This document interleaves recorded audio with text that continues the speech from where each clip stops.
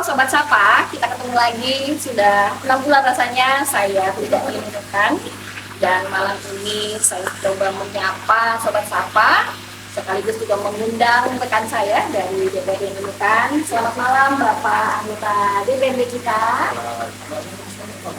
Ada Pak Dewan, Sekretaris Ketua Komisi 1 dan juga Ketua Komisi 2 yang menaungi bidang Komisi 1 pendidikan, Komisi 2 kemudian juga pertanian yang menyangkut dengan potensi-potensi kita yang ada di Nunukan. Dan juga malam ini saya juga mengundang rekan sekaligus orang tua saya, karena juga sama Pak Malik, salah satu petani kita yang ada di Kabupaten Nunukan. Assalamualaikum, selamat malam Bapak Malik. Apa kabar Pak? Alhamdulillah baik.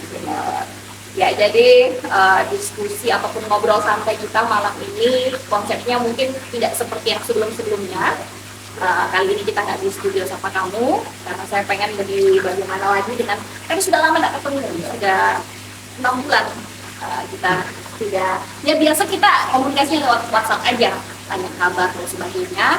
Malam ini mungkin dari Pak Andi, kemudian Pak Mansur, dan Pak Malik juga mungkin mau sedikit bercerita tentang Pak Malik, mungkin bisa nanti bercerita tentang perkembangan pertanian, karena saya yakin juga semakin tahun pasti semakin berkembang pertanian kita di Nunukan, Pak ya. Nah, kemudian juga Pak Dewan kita ini saya yakin juga, karena Dewan ini kan tempatnya masyarakat mengadu nih, jadi menyampaikan aspirasi-aspirasi gitu, karena saya juga kebetulan sudah tidak terlalu mengikuti perkembangan, ya hanya kadang-kadang baca berita-berita aja. Jadi nanti Pak Andi bisa menyampaikan dan Pak Mansur juga bisa cerita dan sharing sekaligus dengan Sobat Sapa, supaya Sobat Sapa ini juga tahu perkembangan pendidikan seperti apa, ya pertanian dalam arti luas yang ada di Nunukan seperti apa, mungkin bisa diceritakan. Silakan nih Pak Andi. Baik, assalamualaikum warahmatullahi wabarakatuh. Selamat malam. Kita semua Bu ya. Ya, alhamdulillah. Alhamdulillah kalau di Komisi 2 kebetulan dan juga perekonomian dan pertanian ada juga jalannya. Nah, tentunya kalau dari sisi pertanian dulu, alhamdulillah sekarang saya lihat banyak alat yang masih alat bantuan pertanian. Cuma saya lihat ada beberapa keluhan dari teman-teman Brigade Pangan. Ya, Brigade Pangan ini sebenarnya bersyukur dengan adanya bantuan. Cuma mereka ini meminta bagaimana mereka juga diberikan bantuan permodalan, karena memang sekarang untuk mereka masyarakat kita untuk masuk bertani itu memang agak repot, karena di satu sisi hasil pertanian itu sendiri bisa hanya kita tanam padi itu 4 bulan baru bisa dipanen. Artinya memang takut pemerintah harus hadir dalamnya, misalnya mungkin satu brigade pangan dibantu 200 sampai 300 juta, mungkin mekanismenya bisa juga dijadikan PAD. Sebentar, saya mau bicara sebentar, ada sudah Ada Bu. Ini lebih kepada pelaku pertanian atau tim yang mengawasi pertanian yang ada? Untuk pertanian padi. Oh, berarti Brigade Pangan ini terdiri dari petani-petani yang ada? Iya, lebih itu sebenarnya ke sawah. Oh, lebih ke kita sawahan. Iya, ke sawahan. Nah, itu mereka minta jangan saja dibantu mengenai bantuan alatnya, tapi dibantu permodalan juga, karena mereka agak terseok sekarang. Itulah yang mereka sekarang teruskan ke Komisi 2 Bu sebenarnya. Tapi mereka ada lahannya? Lahannya ada Bu, lahannya ada lahan. Oke, jadi mungkin untuk mengolah persawahan ini, di samping pemerintah sudah memberikan peralatan yang ada, mungkin hal-hal lain lagi ya, itu apa ya, seperti apa itu biasanya itu Pak Malik ya? Pembiayaan misalnya membeli solar skala ini kan, tapi kan Pak Dewan tadi katakan bahwa itu 4 bulan kemudian. Apa sih yang misalnya soal persoalan tadi yang akan dibiayai itu? Ya, tapi rasa-rasanya dan dulu itu kan ada apa ya, mungkin kayak seperti apa, turun dari dari pemerintah, dari pemerintah ya, dari bank itu seperti apa sih kalau ini Pak Malik? Kalau kur itu sebenarnya agak jalan juga, cuma kadang kita kendalanya di situ di anggunan. Karena ya sekarang kita di anggunan itu yang bermasalah, karena kan sekarang itu pemerintah saya lihat di ini kan pemerintah sekarang itu menggenjot di bawah 100 juta itu tidak perlu anggunan. Iya. Ya. Tapi sudah coba dikomunikasikan. Ada beberapa teman yang sudah mencoba itu malah minta anggunan. Kemarin sudah kita komunikasikan sebenarnya sudah panggil kemarin Bang BPD, Bang BRI, bagaimana sih melakukan pembiayaan terhadap pribadi para ini. Memang dari perbankan di sini juga menuju mekanisme dari pusat. Ini sangat lama sekali sampai sekarang ini tidak ada subsidinya. Sebenarnya inilah yang dilakukan pemerintah daerah sebenarnya.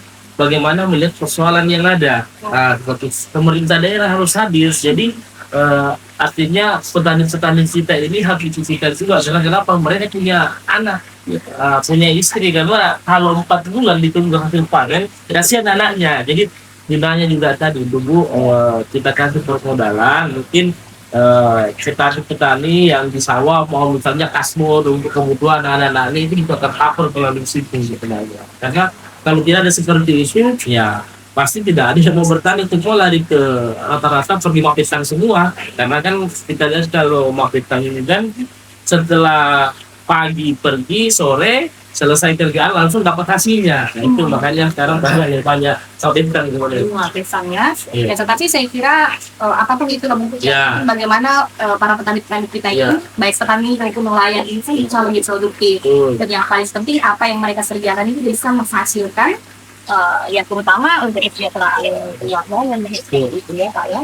Nah dan bisa selain persoalan permodalan itu dan ekonomi lainnya karena biasa juga saya mendengar masalah-masalah terkait dengan proyek perdagangan ikat bata dan sebagainya gitu. Sejauh ini apakah masih ada kendala atau seperti apa gitu, karena tentu saya yakin semakin kesini kan juga solusi yang diberikan sangat banyak. Mungkin ada yang sobat sapa ini ataupun saya juga tidak sempat tahu dari perkembangan yang ada itu kalau dari sisi perekonomian untuk saat ini memang kita secara tidak langsung memang masih bergantung bergantung di Sulawesi dan Malaysia. Karena kenapa? Karena kapal sedang nggak seputar masuk ke Bangka ini kan misalnya dari Sulawesi harga yang tomat yang tadinya 60.000 itu bisa melonjak sampai misalnya 100.000, yang harga cabai yang 50.000 bisa menjadi 200. Jadi laginya maka dari itu memang pemerintah harus melihat persoalan yang ada. Kalau saya ini bagaimana pemerintah ini memetakan membuat prosesnya Bu. Bagaimana sistem perekonomian dari hulu ke hilir Bu. Dan itu sudah menjadi apa ya seperti standar ataupun pakem bagi kita untuk dinas ini melakukan ini ini kemudian dari sisi masyarakatnya apa yang dikombinasikan ya mungkin dari pemerintah maupun juga pelaku-pelaku usaha yang ada di lapangan. Karena kasihan juga kan Bu, baru-baru ini kita juga ada yang masuk kasus sama ke Malaysia dengan ada ikan yang masuk ke sawah itu kan akhirnya ada yang ditangkap lagi begitu. Makanya kemarin kita sudah diskusi dan sebenarnya di Komisi 2 di minggu kali ini kan masih ada yang namanya kearifan lokal gitu. Nah sebenarnya yang dari kemarin itu menyampaikan bahwa dari Polda misalnya menyampaikan ya pemerintah daerah itu harus menjelaskan ke pemerintah Kaltara atau Polda menjelaskan bahwa di lokal itu masih ada yang namanya kearifan lokal. Jadi memang ini kan baru-baru ada yang ditersangkakan lagi Bu. Ada ya? Ada lagi Bu yang ditersangkakan, sementara ternyata yang di Polda sendiri informasinya sudah mengetahui ada kearifan lokal yang berkaitan menemukan, sehingga pemerintah daerah ini hasil terintegrasi dari Komisi 2 menyerahkan bagaimana persoalan ini dibawa ke pemerintah provinsi untuk menjelaskan bahwa memang kita ini masih bergantung sebenarnya sama Malaysia, apalagi dari segi ikan. Ya, karena ini kan masyarakat. Bukan keusahannya Pak Dewan. Oke, kita ke Pak Mansur lagi di Komisi 1 bidang pendidikan kita. Jadi sebenarnya saya manggil beliau ini Abang, makanya agak sedikit kaku. Ya, gimana perkembangan pendidikan kita sejauh ini, dan saya yakin juga mungkin progresnya pasti semakin tahun semakin meningkat, tapi mungkin karena masalah luas wilayah dan sebagainya sehingga itu masih akan menjadi tantangan. Bagaimana Pak Mansur? Baik, terima kasih. Ya.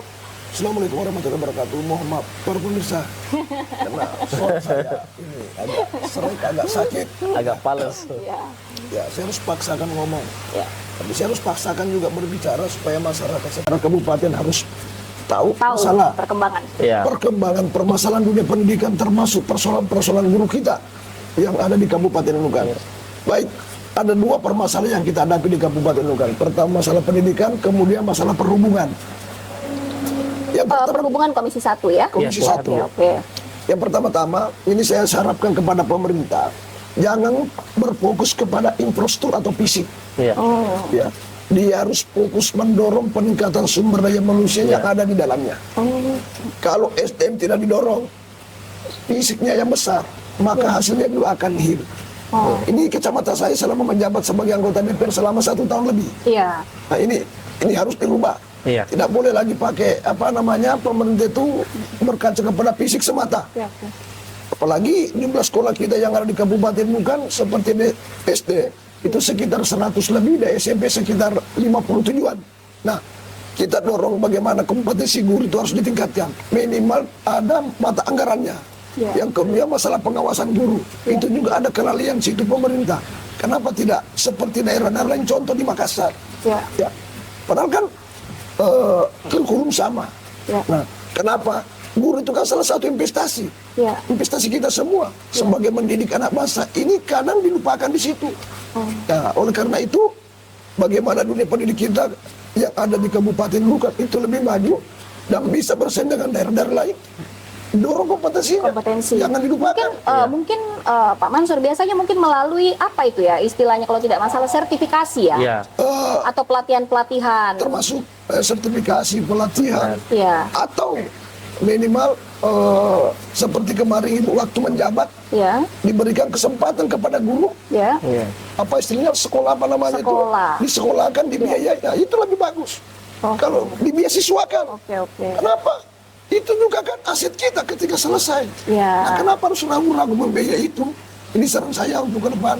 Makanya kami nanti akan mendorong seperti itu. Ya. Apakah 50 nanti guru atau berapa guru? Ya. Kita dorong untuk menjadi apa? Ya, secara bertahap. Secara Ya. bertahap. Yang penting bagaimana kuncinya kompetensi guru-guru kita ini, Betul. baik yang ada di wilayah Betul. perkotaan maupun yang ada di kecamatan-kecamatan perbatasan-perbatasan. Ya. Ya, ini paling tidak harus bisa selaras nih peningkatan Betul. kompetensinya, Betul. ya. Karena mungkin kadang-kadang biasa karena keterbatasan anggaran Ya. yang mudah ditempuh misalnya daerah perkotaan sehingga di perkotaan yang fokus Ya. untuk pelatihan. Pelatihan. Nah, mungkin ke depan bisa didorong ke wilayah-wilayah perbatasan yang ada di kecamatan karena tidak sedikit ya masyarakat kita yang ada di wilayah kecamatan-kecamatan itu juga membutuhkan upgrade ataupun skill ilmu yang mereka miliki dari perkembangan yang ada saat ini. Dan khususnya di dunia pendidikan itu setiap hari bahkan setiap jam mungkin selalu ada pembaruan ilmu dan sebagainya.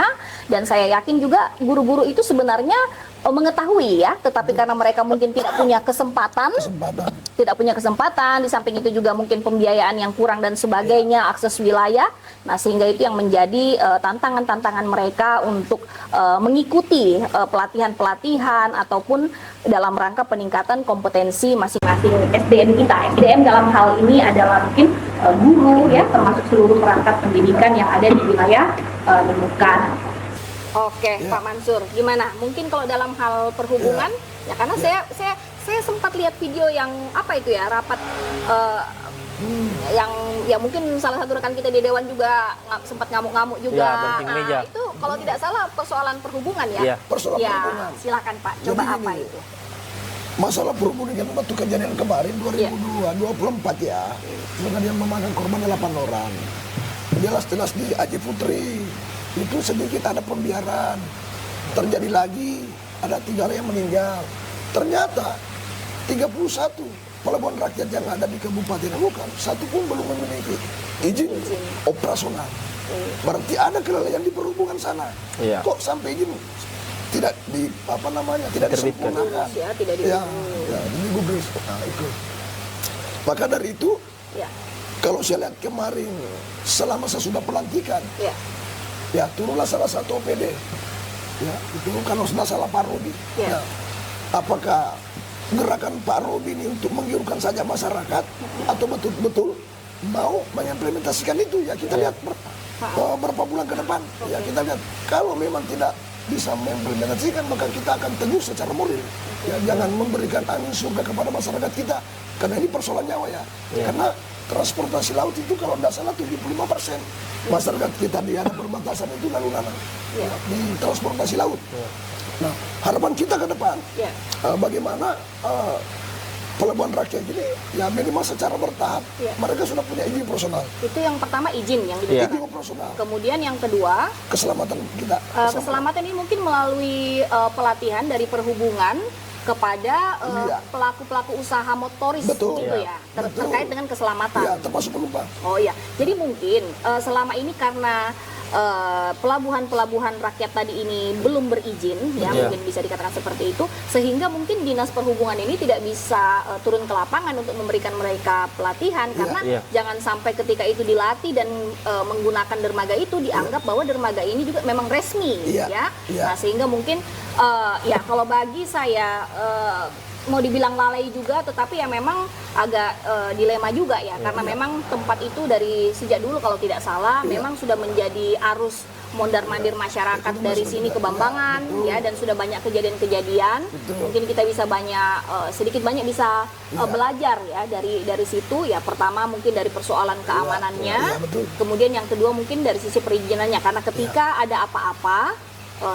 kita tidak tahu siapa yang mau bertanggung jawab. Oh mungkin itu. Betul. Apalagi nanti kalau nggak salah tanggal 1 Desember itu kan sudah diambil alih oleh KSOP. Iya. KSOP. Dermaga rakyat. Dermaga rakyat ini kan pengurusannya secara kelaikan dan kepengurusan. Nah, apakah sudah siap pemerintah daerah? Karena tidak mau bertanggung jawab KSOP apabila ada permasalahan-permasalahan, karena kelaikan dermaga rakyat itu kan izin perusahaan belum ada. Ini nanti akan rancu. Ya, saya juga tidak menyalahkan KSOP. Karena kenapa? Ya mana mungkin dia mau memberikan tanggung jawab penuh kepada dia kalau izinnya operasional. Nah, ini persoalan nyawa.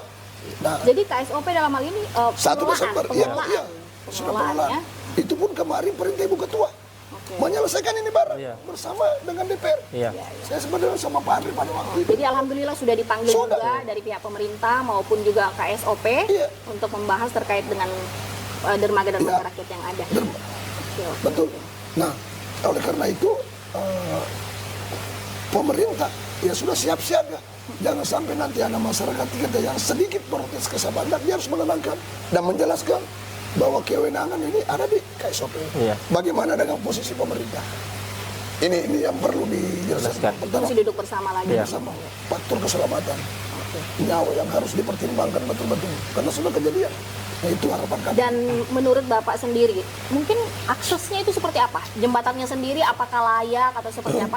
Karena kelihatannya dulu, kalau menurut saya tidak layak, ya. Nah, jadi itu seperti apa itu kalau menurut ataupun juga saran ataupun aspirasi dari masyarakat kita seperti apa? Mungkin bisa diperbaiki atau bagaimana?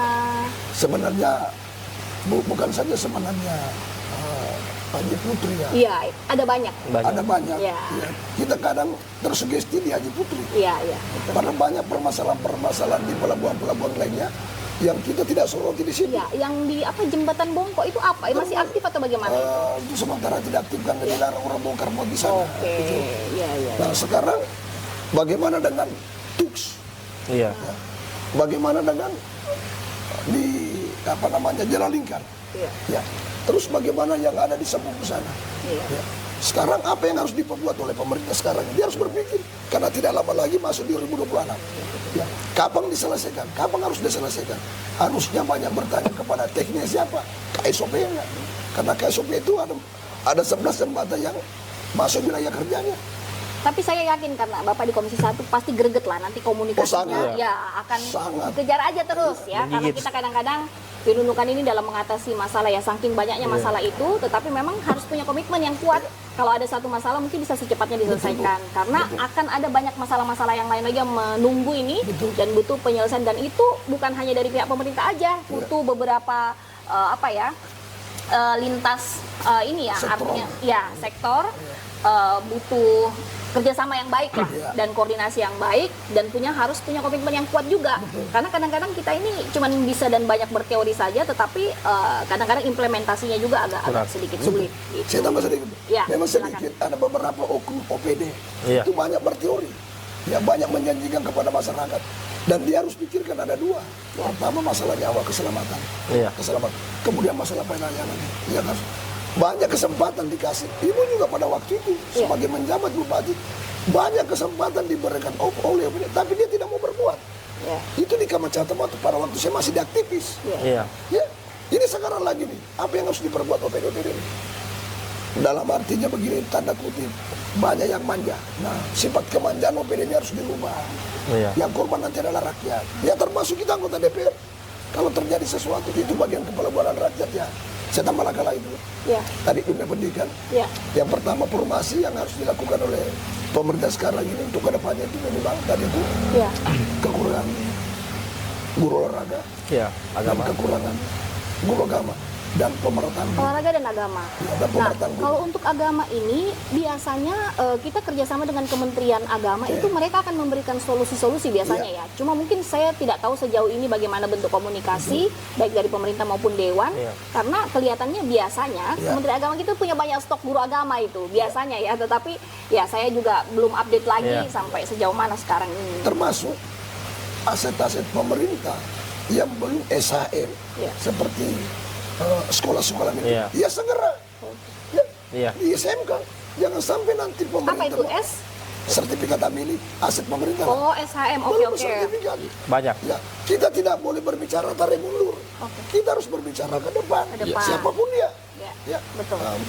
Betul ya Bu ya? Ya, betul. Jadi kita harus memikir jangan sampai nanti bangunan jadi sengketa terjadi. Iya. Ini yang harus dipikirkan oleh pemerintah daerah. Makanya buang itu sikap egois di pemerintahan. Ya. Ya, Harus bekerja sama, Betul. ya. Koordinasi, Iya. dan yang paling penting komitmen Pak. Iya. Komitmen. Karena komitmen ini kadang-kadang gampang kita ucapkan, tapi kalau Susah kita nggak punya, diterapkan. ya Betul. karena itu tadi harus greget. Jadi jangan dewannya aja yang greget, tapi bagaimana eksekutor itu juga Iya. harus, dan juga yang paling penting didukung oleh masyarakat. Didukung. Ya, karena kadang-kadang banyak program ini selalu mendapatkan penolakan-penolakan, ya saya yakin juga pemerintah akan sulit juga Iya. mewujudkan ya mimpi-mimpinya bagaimana memajukan, mensejahterakan dan sebagainya ya. Nah, oke, Pak Mansur, Ya. biar istirahat dulu karena suaranya, dan saya yakin beliau ini pasti akan terus menggebu-gebu ya, apalagi dari dulu Iya. sebelum anggota dewan juga sudah seperti ini kerjaannya gitu, apalagi saat jadi anggota dewan banyak masyarakat pasti yang menyampaikan aspirasi dan sebagainya. Saya yakin dia pasti punya niat dan komitmen yang bagaimana bisa mengatasi masalah-masalah itu ya. Tentu harapan kita mungkin mereka bukan Ya. bagian daripada eksekutor, tetapi melalui perpanjangan tangan rekan-rekan kita yang ada di dewan ini bisa mengkomunikasikan ya, karena saya yakin pemerintah dan dewan ini harus berjalan sejalan Ya. untuk mewujudkan visi-visi pemerintahan yang ada saat ini. Ya. Selanjutnya mungkin Pak Malik Ya, ya. ya, Bu. Nah, ini dari sisi petani nih. Kadang-kadang kita juga kita juga harus bisa mendengarkan ya keluh kesah ataupun atau bagaimana Pak Malik terkait dengan Pertanian. keadaan pertanian yang ada saat ini. Iya. Ya, silakan. Assalamualaikum warahmatullahi wabarakatuh. Siap. Alhamdulillah kalau tentang pertanian di Kabupaten Nunukan, alhamdulillah baik. Ya. Cuma ada beberapa permasalahan di dalamnya, Ya. termasuk kadang kita di penjualan, kadang Ya. kita kendala di situ. Yang kedua, bagaimana kita petani itu memanage diri, artinya melihat peluang-peluang itu yang ada, karena beberapa pengalaman itu bahwa masih banyak komoditas-komoditas yang bisa jadi dinunukan namun belum tercover. Ya, saya minta kepada saudara-saudara petani itu supaya bagaimana melihat potensi itu agar kita tidak tabrak-tabrakan tentang penanaman. Iya. Karena pasar kita ini sangat sempit, Kecil. sangat kecil. Makanya Kita maaf Pak Malik, kita Ya. ambil satu komoditi aja dulu ya. Ya. Misalnya seperti beras. Iya. nah, Saya belum tahu kabar terakhir, tetapi saya yakin sampai hari ini kemungkinan sektor pertanian ini juga belum mampu Iya. mensuplai beras untuk kebutuhan masyarakat kita yang ada di Nukan. Ya, kenapa tidak itu yang dijadikan target oleh petani yang ada misalnya? Kita alhamdulillah sekarang Bu, walaupun bukan di wilayah saya, ada beberapa yang disampaikan oleh Pak Dewan tadi bahwa brigade itu sudah ada. Itu persiapan untuk bagaimana supaya swasembada pangan ini bisa tercapai di Nunukan. Ya, ada beberapa yang kalau tidak salah ada 3 ya brigade di Benusan, Mansapak dengan Sebatik. Ya, itu alhamdulillah dan sudah disampaikan oleh Pak Dewan atas bantuan-bantuan itu. Mengolah berapa luas, berapa hektar? Bervariasi Bu. Oh, bervariasi. Bervariasi. Tergantung dari luasan lahannya masing-masing ya. Ada beberapa di situ. Dan yang ditanggung oleh pemerintah hanya mesin aja atau Alsintan kayaknya bibit juga. Bibit juga ada. Bibit padi bibit, itu. Ya. Kemudian itu ada nanti masalah lagi seperti misalnya pengairan dan sebagainya. Mungkin bisa dikonekkan juga nanti dengan PU terkait dengan pengairannya. Kayaknya sudah ada ya, kayaknya sudah ada jalan. Yang untuk yang 3 brigade ini sudah lengkap. Belum. Jadi sedikit saya tambahkan. Nah, itulah saya bilang tadi Bu, bagaimana pemerintah sebenarnya melihat persoalan ke lapangan sebenarnya. Ini banyak permasalahan, bukan dari sisi dari finansialnya saja, bagaimana dari irigasinya. Karena sekarang memang agak juga John Deere masuk ke sawah gitu kan Bu, artinya kan kadang amblas apa semua. Kadang saya lihat petani-petani ini kasihan juga saya lihat ini, makanya jalan tadinya apanya semua harus dikonekkan semua sebenarnya. Makanya saya kalau mau memang Nunukan ini swasembada pangan, menghasilkan kualitas padi, memang harus dibuat memang rencana kerjanya yang baik sebenarnya. Itu yang paling penting. Kalau kita hanya mendorong target saja tanpa dilengkapi yang lain, ya repot juga rasanya. Ya, apalagi kan saya dengar tadi ada 3 brigade. Saya kira tidak terlalu sulit juga untuk mewujudkan misalnya jalan taninya, kemudian irigasinya. Nah, itu mungkin bisa lebih difokuskan nanti pada saat mengundang OPD-OPD yang ada, itu bisa disampaikan persoalan kekurangan itu, karena kita berharap tadi dari 3 brigade ini betul-betul bisa menghasilkan swasembada pangan itu. Karena dari dulu deh rasanya saya dengar swasembada pangan, tapi pada saat saya turun ke lapangan juga masih terlalu banyak masalah-masalah yang belum bisa kita atasi semua. Ada beberapa yang saya anggap krusial di yang saya lihat di lapangan. Termasuk drainasenya, pembuangannya. Ini pembuangannya yang sangat penting, yang bisa tembus ke laut, yang memang agak dekat dengan laut. Pokoknya bagaimanalah supaya pembuangannya ini bagus. Jadi lahannya kering. Termasuk di pengairan ya? Jadi lahannya itu bisa kering. Di saat-saat tertentu kan ada namanya dikeringkan. Pada saat mau bunting itu padi harus kering sebenarnya. Nah, itulah. Nah, kita mau panen pun alat panen alhamdulillah sudah ada. Cuma persoalannya medannya belum mendukung. Karena itu tadi belum matangnya pengairan ini, pembuangan airnya ini. Ya, di situ yang saya lihat. Di situ terkendala terkendalanya di situ. Oke, betul juga kalau dibilang infrastruktur termasuk jalan tani, karena kadang-kadang agak beda penanamannya orang. Jadi kalau tidak ada akses untuk mengambil barang-barang yang ada di dalam itu kan otomatis menghambat laju pemindahannya. Memang juga butuh infrastruktur jalan tani tadi untuk masuk ke daerah. Betul Bu. Makanya itu yang penting. Ada 2 itu poin-poin pentingnya kalau terkhusus di persawahan. Pembuangannya harus ada. Kenapa kita coba bandingkan antara Sulawesi. Sulawesi itu dia itu lumpurnya hanya paling 1 jengkalan. Kalau kita di sini sepaha. Bagaimana mau masuk alat-alat kombainnya, alat penanamnya sangat sulit masih. Karena itu pengaruh dari airnya masih tertampung di dalam. Tapi kalau dari sisi kayak hama gitu, karena kadang-kadang juga saya dengar ada masalah-masalah persoalan hama itu bagaimana? Hama Hama iya. Tapi kalau saya lihat ada beberapa faktor yang mempengaruhi hama, termasuk penampungan air. Karena airnya tertampung, kemungkinan besar hama juga dari situ. Kenapa kadang itu penyakit celak pancek kalau kita orang Buisan, itu kan pengaruh tidak stabilnya air. Nah, jadi pembusukan ada di dalam, anggaplah bekas-bekas jerami itu pembusukan dalam itu mengakibatkan itu penyakit, kalau tidak salah tungro namanya. Itu ada beberapa di situ. Terus biasanya itu Pak Malik untuk misalnya 10 hektar sawah, Ya, kira-kira kita membutuhkan biaya operasional berapa ya? wah, saya belum pernah menghitung anggaran biayanya itu.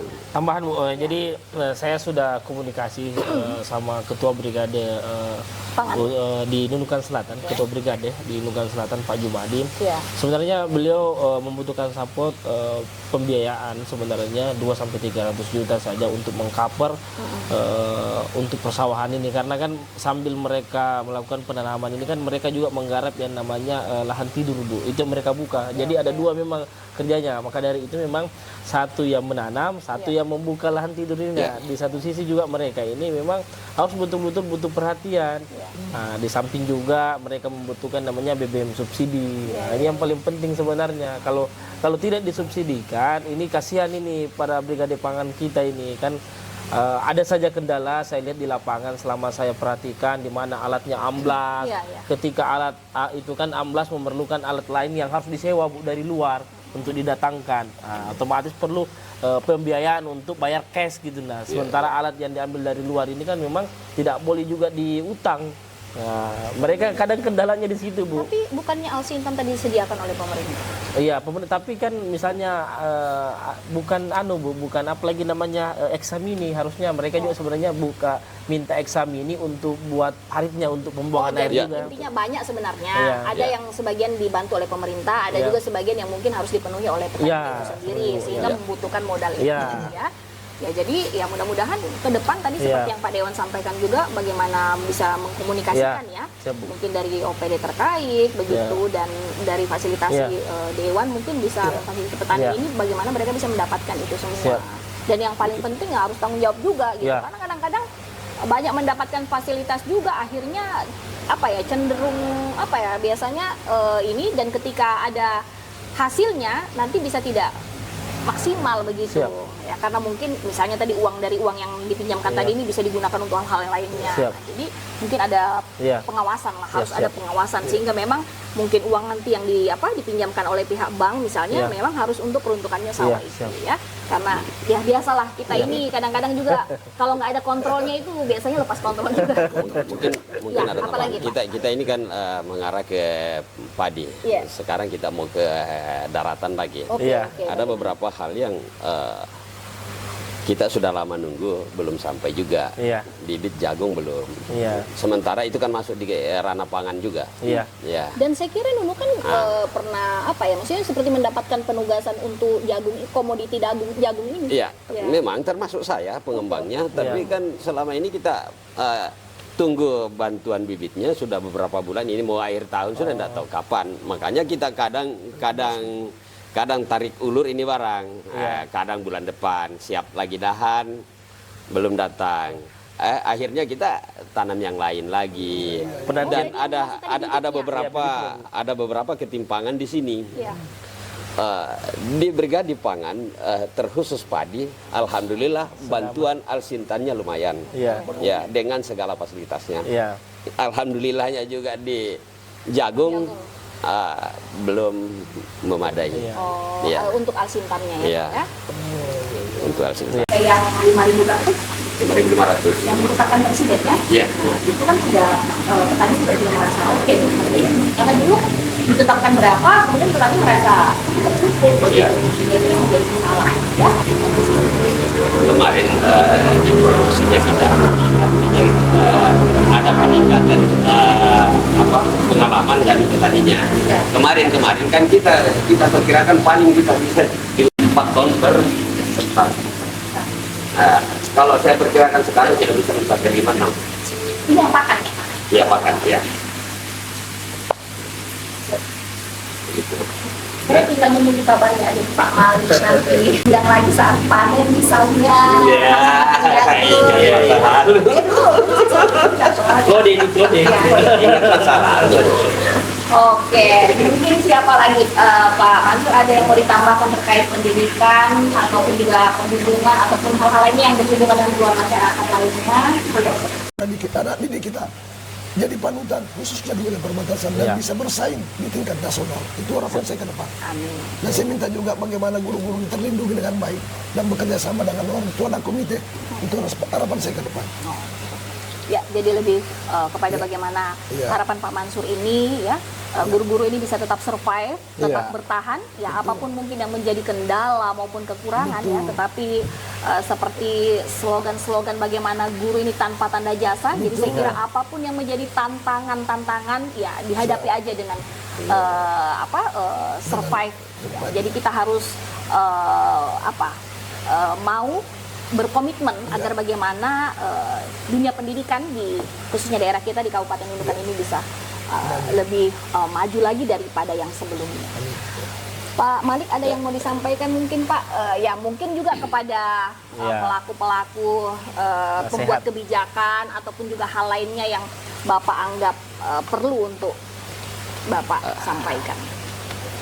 Pada saudara-saudara saya petani, bagaimana agar kita senantiasa meningkatkan produktivitas kita demi untuk menutupi kebutuhan-kebutuhan yang ada di daerah kita, terkhusus yang masih banyaknya komoditas yang belum tertutupi. Saya sangat berharap kepada teman-teman petani untuk lihai dalam memilih komoditas, karena ada beberapa komoditas yang masuk di Nunukan. Masih banyak sekali itu yang memang bisa jadi di Nunukan, dan saya harap kepada adik-adik semua yang nganggur, kalau memang ada lahan, bukalah lahan-lahannya untuk menutupi semua kebutuhan-kebutuhan yang ada di kabupaten kita, agar putaran ekonomi kita senantiasa berada di wilayah kita sendiri. Ya, kecuali kalau memang yang tidak jadi di daerah kita, kan ada beberapa komoditas itu yang memang tidak bisa jadi, ya itu janganlah, karena bisa ambil masih apa boleh buat, karena memang tidak jadi di sini. Ya, kecuali yang ada beberapa komoditas itu yang bisa kita coba, dan memang kita sudah coba dan jadi, termasuk ubi jalar itu setiap kapal datang, kenapa kita tidak bisa berbuat? Jadi itu pesan saya terhadap teman, semuanya bisa, sebenarnya bisa. Ya, ada beberapa komoditas itu yang belum tercover di Nunukan. Ya, kalau jagung manis ya sudah lumayan, bahkan sudah surplus, kita anggap surplus. Harapan Pak Malik ini selain petani ini bisa meningkatkan produktivitas, juga mungkin lebih kepada inovasi ya. Jadi ada pun beberapa potensi-potensi yang mungkin di luar daripada target pemerintah, tetapi ketika itu memungkinkan untuk kita tanam dan sebagainya, mungkin bisa dimanfaatkan lahannya tadi itu, supaya mungkin bisa siapa tahu berhasil begitu, bisa dijual ataupun paling tidak bisa digunakan untuk konsumsi keluarga kita. Betul. Ya, seperti dan saya harap kepada pemerintah bagaimana membangun sistem mekanisasi pertanian di Nunukan yang lebih modern, agar adik-adik kita yang di belakang bisa berbuat untuk menjadi seorang petani. Saya kira itulah harapan saya. Oke, Pak Malik, saya ini ada satu pertanyaan mungkin paling terakhir ini kira-kira, karena saya tuh tertarik dengan beberapa isu anak-anak muda tani. Ya. Nah, itu juga pernah digagas oleh sebenarnya di beberapa waktu yang lalu juga sempat terdengar oleh Ketua DPRD Nunukan terkait dengan pemuda tani seperti itu. Tetapi saya tidak terlalu banyak bertanya saat itu. Istilah petani milenial. Ya, petani milenial. Kira-kira itu menurut Bapak itu konsep yang tepat diterapkan di sini, dan seperti apa bentuk pembinaannya kira-kira yang bisa lebih efektif untuk keadaan pemuda-pemuda kita yang ada di Nunukan ini? Salah satu bagaimanalah membina petani milenial itu tentu berawal dari kita ini yang petani-petani tua, artinya bagaimana memberi contoh terhadap petani-petani milenial. Apa modal kami untuk memberikan contoh? Tentu alat-alat modern itu dimunculkan dulu. Dengan mekanisasi. Nah, bagaimana kalau anggaplah petani sawah yang tidak main dengan lumpur lagi. Nah, kan sudah ada itu. Coba mungkin memang harus ada pilot project dulu ya. Kan untuk mengubah hati justru mereka. itu kita ini petani tua itu sebaiknya mulai. Artinya tapi tidak akan bisa kalau tanpa campur tangan negara. Dalam hal ini pemerintah. karena kemampuan kami untuk membeli alat kan bagaimana itu kan nggak Selain membeli mungkin. alat ya termasuk pengoperasiannya ya kan? Kemudian nanti setelah ini karena ini pasti akan lebih cepat kalau mekanisasi. Iya. Nah, lebih cepat yang tadinya bisa 4 bulan mungkin dia lebih bisa berapa Iya. gitu. Kemudian penjualannya dan sebagainya. Iya. Ya, itu juga mungkin harus dipikirkan dari awal Betul. membuat ininya ya. Iya. Apa seperti jalur-jalur ininya kan Tapi supaya paling tidak generasi kami harus ada. Oh ya, Nah, biar dibilang anu ya, biar Iya. dibilang mudah. iya, saya sukanya beliau seperti selalu optimis. ini kita tinggal berapa tahun ini pun kalau masih tahunan kita bertani ya kalau ndak ada generasi milenial apalagi kalau yang Gen Z sudah nanti ya kan sudah beda lagi ya Oke. makanya itu perlu negara kita ini orang cerdas kok. Ya, Apalagi kan semuanya negara bisa dia pertanian bikin, juga cuma ya. persoalannya banyak ya. Tapi kalau kita di luar lihat di luar negeri itu, masa orang bisa kelola sampai 30 hektar hanya satu orang, ngopi saja jadi, ya kan? Mau apa kita? Jadi kita berdoa aja nih Pak Dewan, semoga ini ke depan masih banyak generasi-generasi kita yang berpikir ini seperti Pak. Ya. Ya, karena memang butuh semangat yang tinggi dan komitmen yang kuat lagi. Ya. Karena kita ini ya harus kotor-kotoran ini berbicara persoalan itu, tetapi saya yakin itu adalah kebutuhan dan Iya. sampai ke kapanpun akan kita berusaha untuk memenuhi ya. Iya. Misalnya beras, Beras. ya sandang pangan papan dan sebagainya itu adalah kebutuhan-kebutuhan pokok kita. Ya, jadi Sobat Sapa, selanjutnya kita akan masuk ke sesi terakhir. Ini lebih kepada kenang-kenangan dari kita di Sapa Kamu. Ya. Seperti biasa kita akan memberikan souvenir, baju kaos. Jadi ini nilainya hanya yang tidak seberapa untuk bapak-bapak Dewan ini. Ya, tetapi saya yakin ini adalah salah satu bentuk silaturahmi meskipun saya nggak ada ataupun jarang bertemu misalnya, tetapi kalau dipakai ini kan jadi kita saling ingat. Woi. Iya. Ya, jadi saya berikan langsung ke Pak Dewan. Ya, Terima kasih, Bu. banyak. Sehat selalu, Bu. Ya, amin. Si Abang satu ini, oke, dan Pak Malik. Nanti dipakai bersama Pak. Saya Iya, tunggu Bu. fotonya ya. Ya, insya Allah. Oke. Dia enggak mau dipanggil Bapak, panggil Abang juga. Oh, panggil Iya. Bisa langsung pakai. Nah, bisa aja.